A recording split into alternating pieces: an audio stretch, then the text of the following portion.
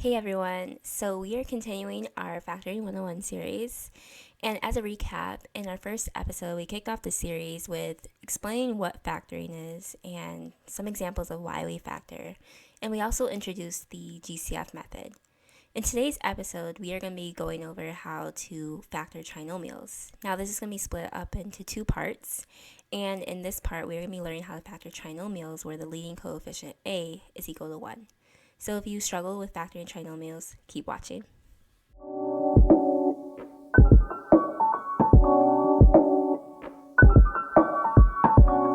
Okay, so for the purpose of this video, we're going to be focusing on trinomials in the form of ax squared plus bx plus c, where the leading coefficient a is equal to 1. Now, when it comes to factoring trinomials in this form, we will factor it to become x plus p times x plus q.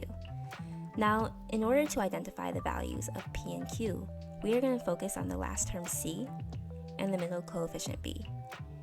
And when we identify the values of p and q, we want to make sure that both p and q will multiply to give us our last term c and add to give us our middle coefficient b. So let's jump into our first example. Alright guys, so in our first example, we're given the expression x squared plus 2x minus 15. Now, in order to factor this expression, I'm going to be utilizing a method that I like to call the x factoring method. I don't know if this is the appropriate name, but this is just what I've been calling it. So, what we want to do is we want to create an x, and essentially what we're going to do is fill up this x with the appropriate values. So, at the top of the x, we're going to put our last term, negative 15, and at the bottom of the x, we're going to put our middle coefficient, 2. Now we have to fill up the sides of the x. And in order to identify what goes in the sides of the x, we're going to find two values that will both multiply to give us negative 15 and add to give us the bottom number 2. So in order to identify what these values are, we're going to focus on our top value, negative 15, and say, okay, what are some pairs that we know will multiply to give us negative 15? So I'm just going to pick out a few. I know if we chose negative 5 times 3, that would give us negative 15. We can also do negative 3 times 5, and that will give us negative 15. We can do negative 1 times 15, and we can also do negative 15 times 1. Now, we've identified what pairs will give us negative 15, but we need to figure out which one of these pairs will add to also give us the bottom value, which is 2. So let's start with our first pair. The first pair we identified was negative 5 times 3. So let's see what negative 5 plus 3 is. So when we add negative 5 plus 3, that will give us negative 2. So we're going to eliminate that. Let's do the next pair, which is negative 3 times 5. Negative 3 plus 5 is going to equal 2. So we'll put a check by that because that meets our criteria. And let's just finish up the last two pairs. We have negative 1 times 15, and negative 1 plus 15 will give us positive 14, so we'll eliminate that. And then we have negative 15 times 1, and negative 15 plus 1 will give us a negative 14, so we'll eliminate that. So the pair that will work is going to be negative 3 and 5, and we'll put that on the sides of the x. Keep in mind, order doesn't matter, so if you chose 5 and negative 3, it's the same thing. We just want to make sure those are the values. We're focusing on the values themselves, not the order. So once we put negative 3 and 5 in the sides of the x, or 5 and negative 3, whatever order you chose, we're going to factor this. So when we factor, remember, it's going to be in the form of x plus p times x plus q.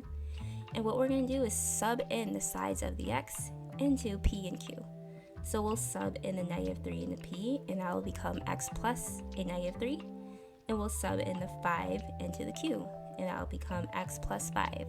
We'll clean this up, and this will simplify to x minus 3 times x plus 5, or you can do x plus 5 times x minus 3. Remember, order doesn't matter, and that is how you factor the following expression. So let's move on to our next example. Okay, so for our second example, we have the expression x squared minus x minus 6. So once again, we are going to make our x and at the top of the x, we're going to put our last term, -6. And at the bottom of our x, we're going to put our middle coefficient, -1. I know it says minus x, but just pretend there's a 1 there. You know, we just don't write 1 for some reason. But we're going to put -1 at the bottom of our x. So let's now fill up the sides of our x. So once again, we're going to focus on our top value, -6, and we're going to figure out some pairs that we know will give us -6. So some pairs I can think of is -3 times 2. We can do -2 times 3. We can also do -1 times 6. And we can do -6 times 1. So let's see which pair will add to also give us our bottom value, -1. So if we do -3 plus 2, that will give us -1, so we can immediately check that off. Let's just check the other pairs just to show you why they don't work. So if we do -2 plus 3, that gives us +1, and our bottom value is -1.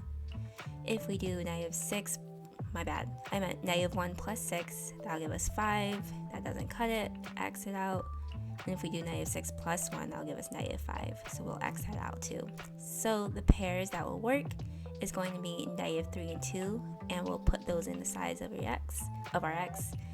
Remember, order doesn't matter, so if you did 2 and -3, it's perfectly fine, long as the values are the same, long as we have a +2 and a -3.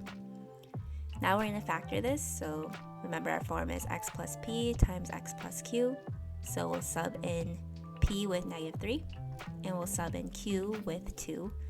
And when we simplify this, it'll become x minus 3 times x plus 2, or x plus 2 times x minus 3. And that's how you factor the following expression. So let's move on to our final example. Okay guys, so for our last example, we're given the expression x squared plus 12x plus 20.